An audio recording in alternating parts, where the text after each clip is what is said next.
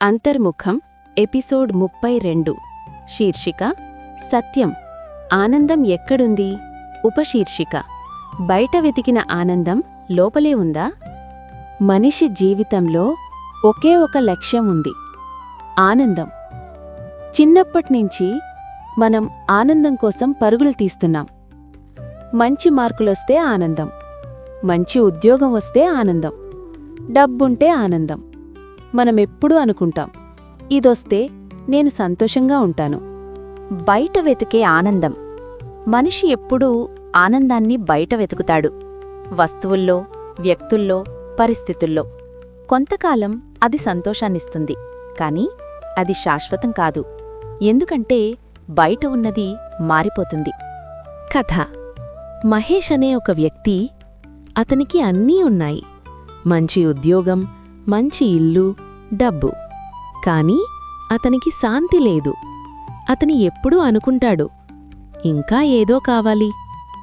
ఒకరోజు అతనొక ప్రశాంతమైన స్థలానికి వెళ్ళాడు. అక్కడొక వృద్ధుడు ధ్యానం చేస్తూ ఉన్నాడు. మహేష్ అడిగాడు, నా దగ్గర అన్నీ ఉన్నాయి, కాని నాకు ఆనందం లేదు, ఎందుకు? వృద్ధుడు నవ్వుతూ చెప్పాడు, నువ్వు ఆనందాన్ని తప్పుచోట వెతుకుతున్నావు. సత్యం తెలుసుకోవడం. వృద్ధుడు చెప్పాడు, ఆనందం బయట లేదు, అది నీలోనే ఉంది. మహేష్ ఆశ్చర్యపోయాడు. అయితే నేనెందుకు అనుభవించలేకపోతున్నాను? వృద్ధుడు చెప్పాడు, ఎందుకంటే నీ మనసు ఎప్పుడూ బయటకి పరుగులు తీస్తోంది. నీ మనసు లోపలికి తిరిగితే నువ్వు నిజమైన ఆనందాన్ని అనుభవిస్తావు. అనుభవం. మహేష్ మొదటిసారి నిశ్శబ్దంగా కూర్చున్నాడు.